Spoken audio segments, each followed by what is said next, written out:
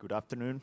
I'm Ville from Destia, and I'm here to tell you a little bit about model-based road design and construction in practice. So, few words about myself. I graduated from Turku University of Applied Sciences for Bachelor of Engineering, and currently I'm a development manager in Destia. I started as a junior road engineer at 2009, and I have been working with different types of assignments as an infrastructural design team, such as road design engineer, BIM coordinator, and project manager. And I also have experience from site engineer and BIM coordinator at the E8 highway project, which is the case study in my lesson. A few words about our company.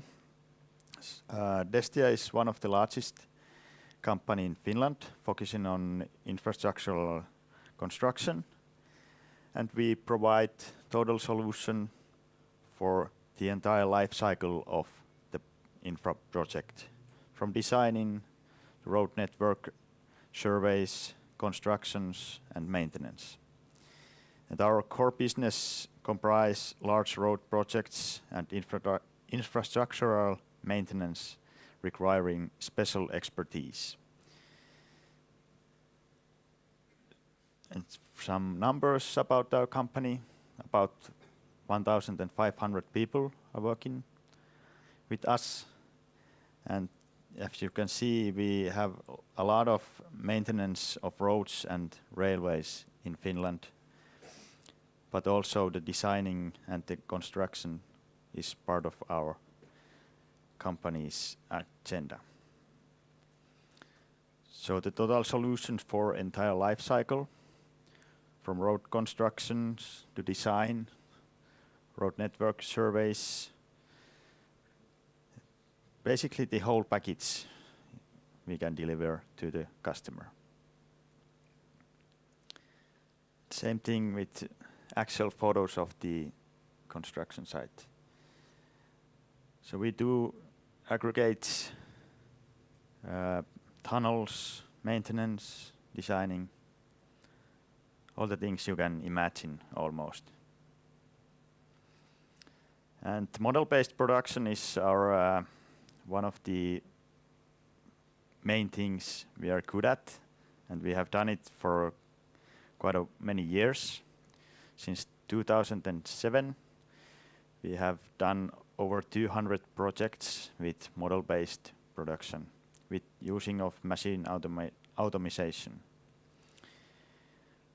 So we do it about 30 to 40 projects in 1 year with the 3D machine control systems. And we have a nationwide experts to support our projects. And the new technology, like the Tuomas just said, it reduces errors, improves quality and safety, and enhances efficiency. And of course, everybody can see it, what we are doing, so it's traceability and transparency for all operations of the project. So it's become a part of everyday life in our company. We have over 70 3D machine control units for different work machinery. And here we go to the case which I'm mainly going to represent to you.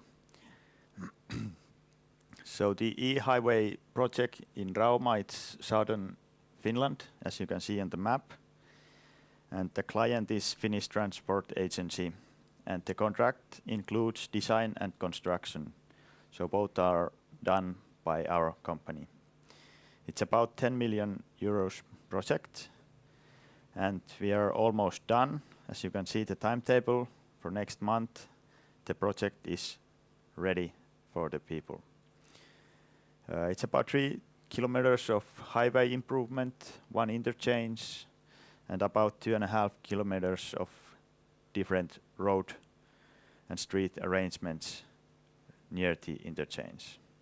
4 bridges and 2 large roundabouts. And how have we used modeling in this project? So of course the model-based designing is the base for all of the things you can do model. You have to have the designing in model-based, and this includes all areas of the design team. Also the bridges, roads, traffic signs, lighting, everything is done in the model-based. And also we used model-based design improvement process, so the client didn't have just too many drawings, because they could check the design straight from the model. As planned model for machine control system, and not only for the result of the project, but also with some different working phases, as you can see in the picture by the bridge. Model-based quality assurance process was used, so you can use the 3D machine control systems to release survey resources for different tasks on the site. Quantity management, so we could check how many cubic meters of rock is being delivered to the site, how many more cubic meters we needed. And as a result, we are going to make an as-built model of the project. When we are doing everything, almost everything in model-based, so we didn't produce so many drawings during the project. So there's the plan or the map of the project, then the profile, typical cross-sections and some detailed drawings. And this was almost every drawings we only used. So no more cross-sections between 20 meters. We didn't need it because the model-based production. So if you're wondering how did the site management get the info, we'll get to that in a bit. So in designing, we used Tekla Civil as our software for designing. And as I said, it's model-based design, and the result of the design is the as-planned model, which we can use in 3D machine control systems. Also, the combination model was built in the Tekla Civil. So bridges which were designed with Tekla structure, we how do I say it? We moved or replaced the bridges in the same system as we were designing the roads, so we can check if the bridges and the road connects. There's no steps or anything like that. Of course, we used the software also for presentation at project meetings, so we didn't have papers in the meetings with client or with the site personnel. And as you can see, everything in the design is in the same model and the same database. So you can check the classes easily. And you can get some visualization, of course, in the same program. And we used it for all areas of the design. So there's a traffic sign which is being used the X, Y, Z coordinates of the foundation of the traffic sign. So we design it in the software, and then when we are building it, we get the information to our machine control systems. Even with the trees, we are planting there were placed as a XY coordinate every tree. So when the excavator is finalizing the slopes, he could easily ditch, excavate the hole or the ditch for the tree. And after we came and plant the trees, the ditch was already there, and we didn't need to excavate that time. So we could have done it in more efficiency and faster. So when we are doing it model-based and we don't do cross sections for every 20 meters, so the site personnel needs to get to look at what you're designing or what is gonna happen in the when the designing is done. So we arrange the Tekla Civil also to the site personnel, so they can check the designing, view the design model in real time, so there's no delays if we are doing some sketches, drawings. This is how we are gonna do it, and they can comment on that, but they could check it in real time straight from the software. Also site planning, they could check, they see more than just things on 20 meters. They can see what's between the cross sections if we are using drawings. There's also a field mode. So the site management can use it in a tablet, and they can see where they are going in the map, and the cross sections follow when they're moving forward, so they can see what's coming over here. And also there's a 3D possibility for field mode as well. And then the as-built model is also done, and we're replacing it into the Tekla Civil. So you can compare the design model and the as-built model in the same software. And you can check it even with different views from 2D to 3D views, how well the design went or how close are the surfaces with the as-built model. So we also give the client the possibility to check the models straight from the same software, from straight our database. So once again, they can check it in real time. We don't have to deliver their drawings or update some combination model in cloud when they can come straight the same database we are designing, so they see the actual design in same time as our site personnel or our design team sees it. So this gives us the possibility for the model-based design improvement process. So the client checks all the information from the model from the same database as we were using it. And we can also attach some documents in the model, so you only have to open one software, and through that you can see everything you need.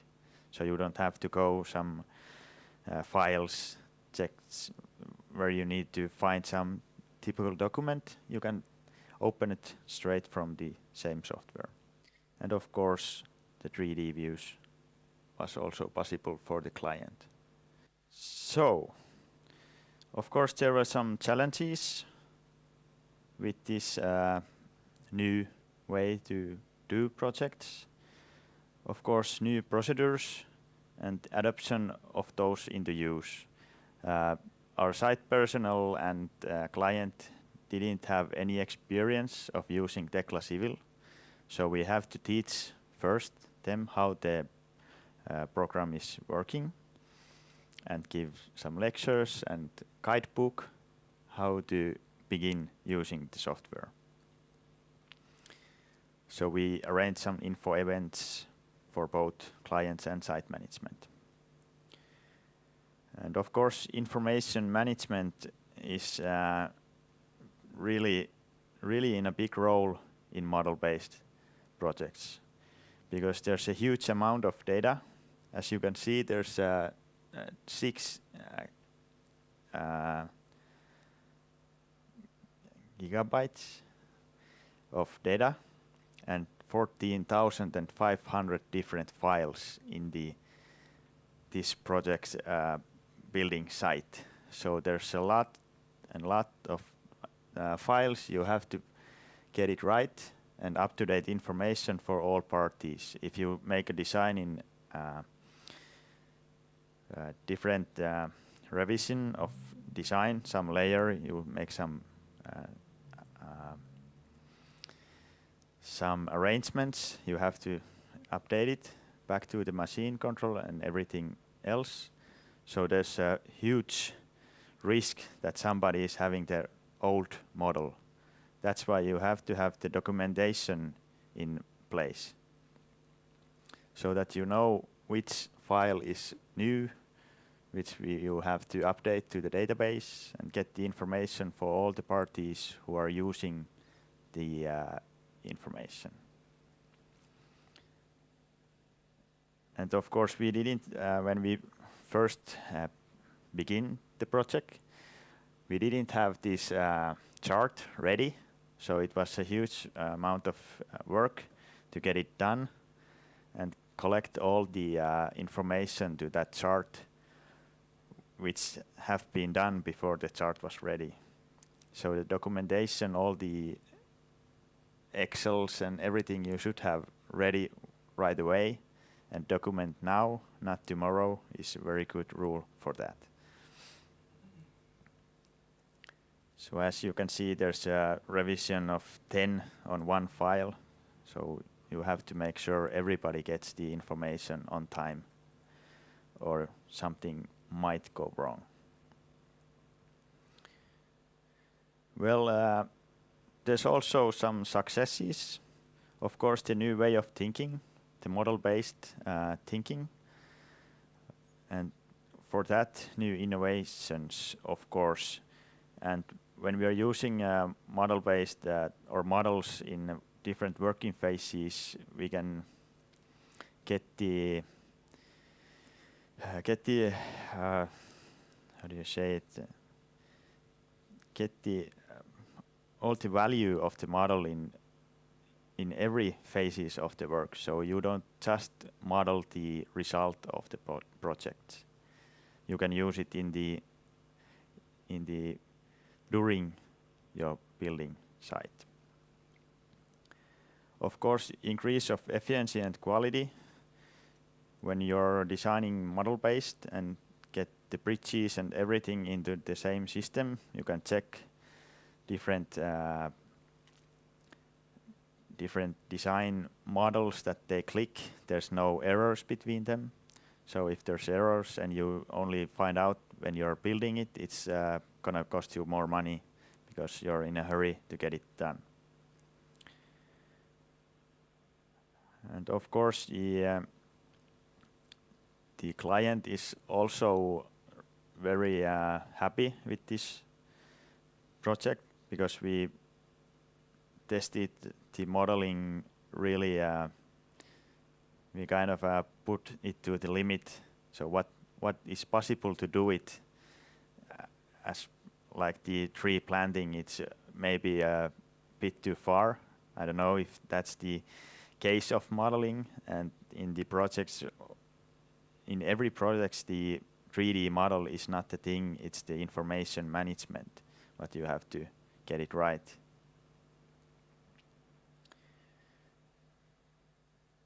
And I was a little bit faster than Tuomas, but if you have any questions, feel free to ask now, or there's my phone number and email, you can ask later.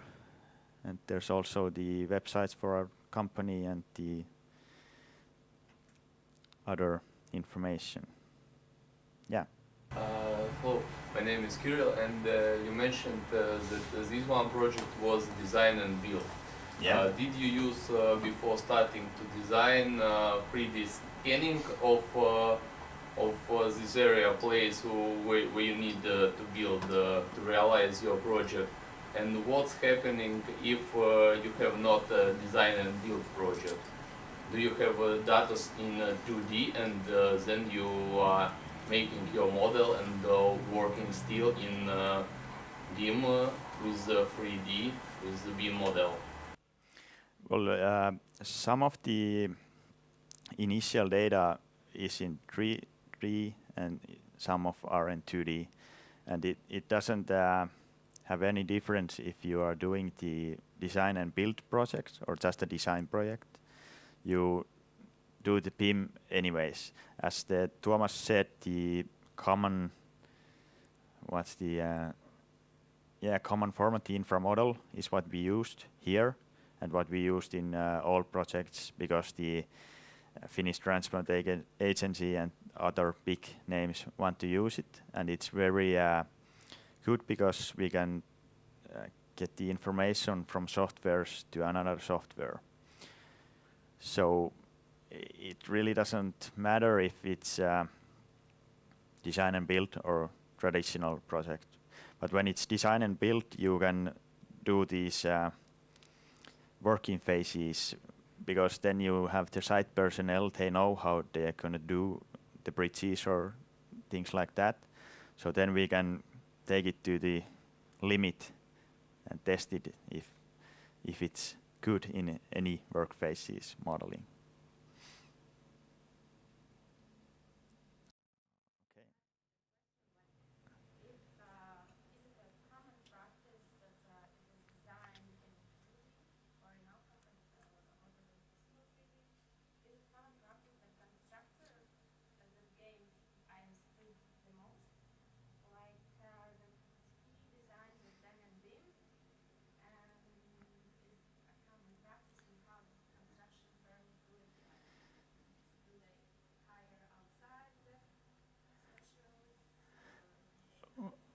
Well, some projects are designed in 2D, but nowadays most are in 3D, in even the right from the beginning use of BIM.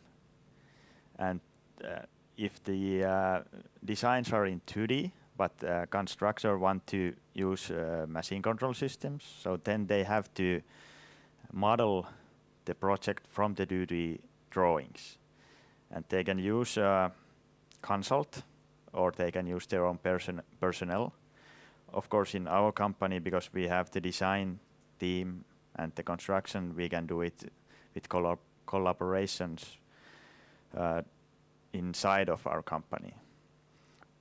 But in Finland, there are also companies, or at least one company, who is doing only the modeling from the drawings for contractors. So you had also?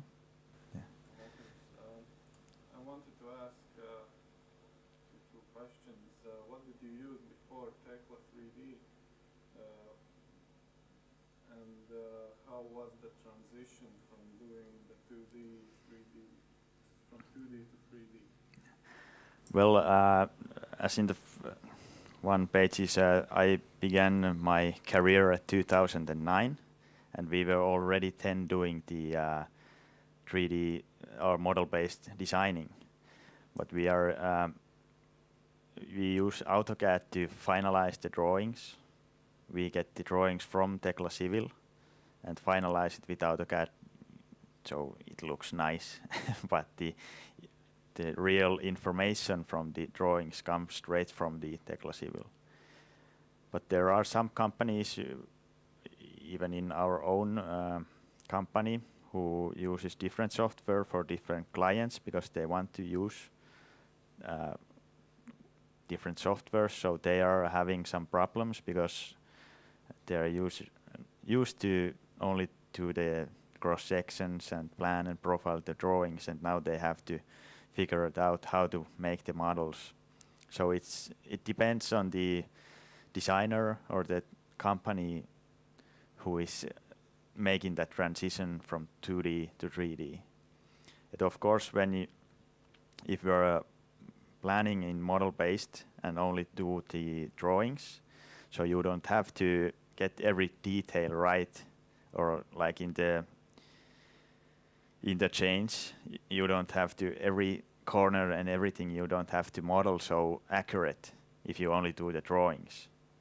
Because if there's a small gap between the road and the different road which is attaching to that, so you can build it with the drawings.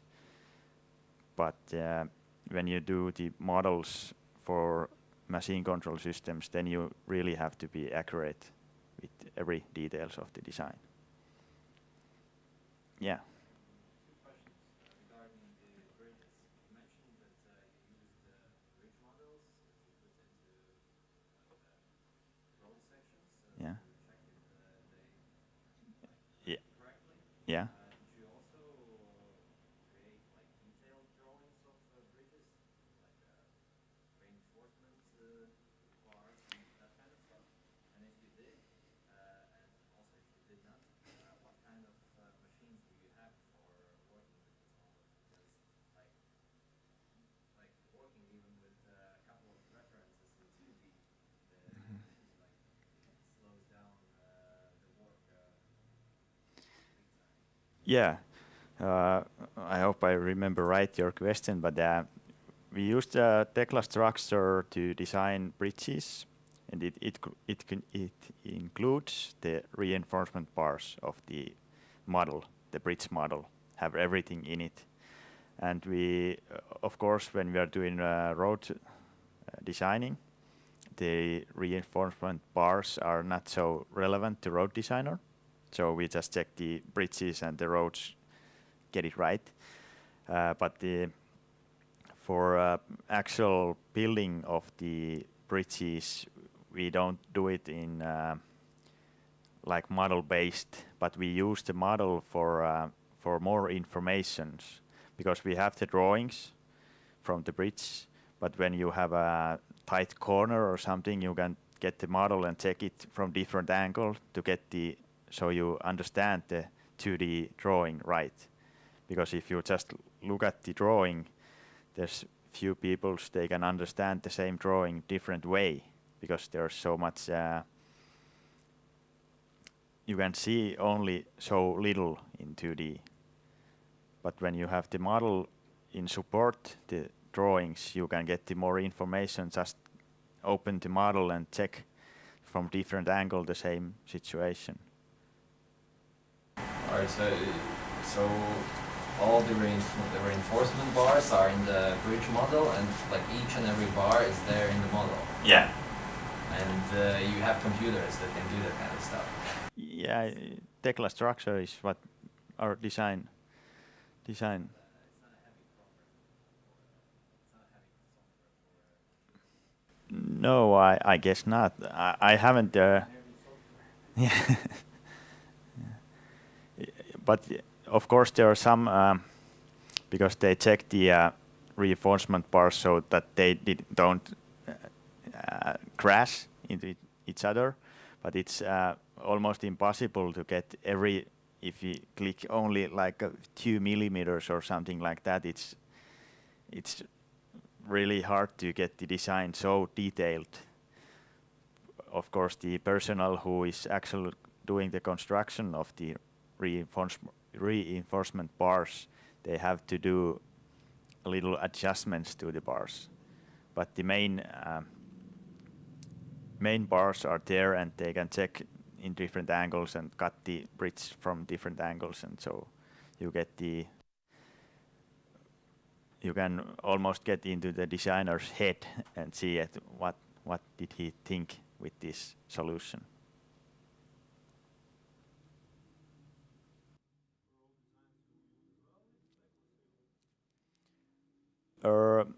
Not everybody. If we go, for example, this map in the background, it's a DVG map. So we just Tekla Civil is used for road design, for pipes, sewage systems, culverts, geotechnical design a little bit of the terrain model, but like the landscape planner uses AutoCAD, and we can bring the map, like a background map, to the software. Yeah, every road designer, yeah. In all the design stuffs, you do more like drafts, and then you convert or some kind for finished drawings. You still use AutoCAD for, as you mentioned before. Yeah, just for it's like this cross section, typical cross sections. We use AutoCAD to draw. We get the this embankment and the road cross sections, and then we use AutoCAD to get the measurement things to there. But mainly that's just the finalizing the drawings. But the actual data come from the Tekla Civil.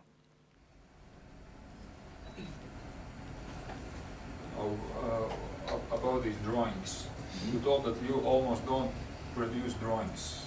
Yeah. How do you approve it in your state organizations?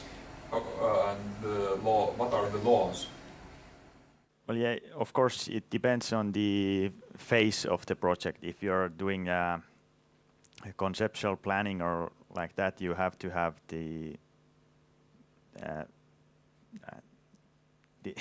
you have to have these drawings which are in the law, of course, the plan and everything like that. But when we are doing the construction, we don't need to, because the right of way is already taken care of. You can do your construction in this area, which is taken to the government.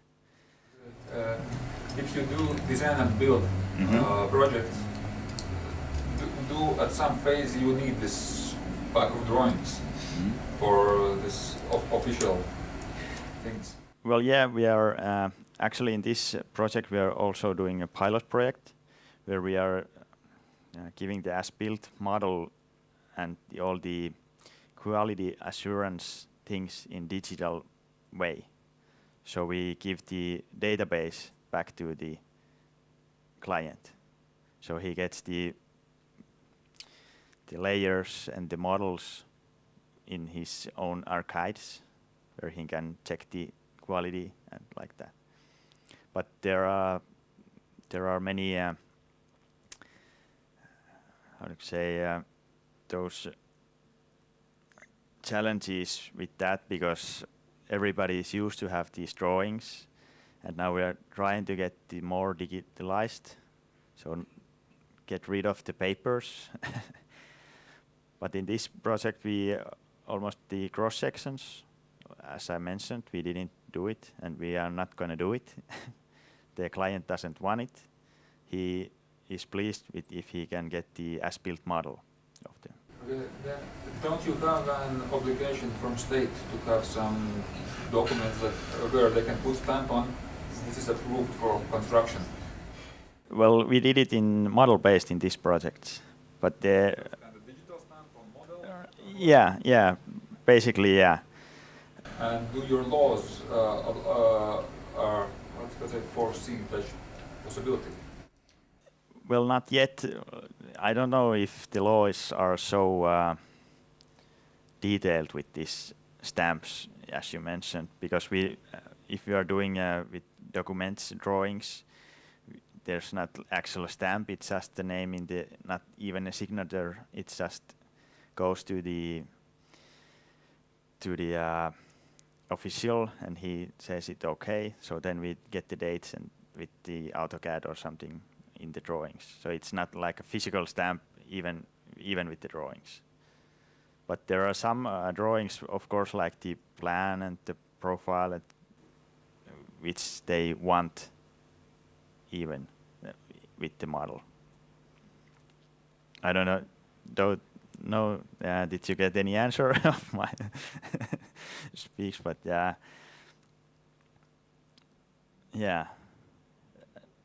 We don't have so many drawings what we have to produce, but some documentation, of course, of the. Was about more what about this legislation Yeah. in Finland?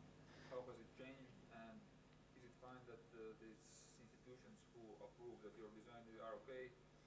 What was the moment when they start approving something digital, not just paper? Well, it was the in Tuomas' presentation. It was 1st of May 2014 when they wanted to push this model-based designing and production. So basically, 2 years ago, it was the first signs of the government that okay, let's do it this way. And there's these pilot projects, are many pilot projects where we test different things. So it's not like every day in every project we do it like we did it here, because it's not as a part of everyday life yet, but we are getting there. Yeah. But in everyday life, you still have to produce drawings. Well, some drawings, but not the. We have this guidebook which includes all the drawings you do if you are doing the design. But when you are doing model, you can skip some of the drawings, okay? Because you can get this information from the model. You don't have, yeah. So some drawings, of course, but not the all drawings can be pushed away. What about elevations inside? Because you mentioned you use GPS and automatically Mm-hmm. all machines. On an elevation is gap for GPS about 5 or 10 centimeters. In which way you use these techniques in Yes. or just for groundworks or We use like a tukiasema station which sends when the machine controls gets the data from the satellites. We use this station which sends the how do you say it?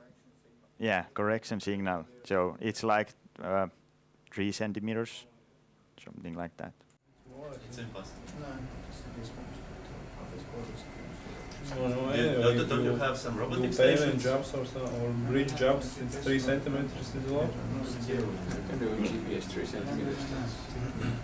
You can still use this GPS for all techniques, machine. Yeah. As pavements, as No pavements. For the what's the layer underneath the pavement? So there, yeah. But we do these. We use machine control systems, and they do measurement, and then we use, of course, the survey people who come with the different, check, and we check the machine control systems weekly that they are correct. But not only with GPS. We need the correction signal, of course, to get it right.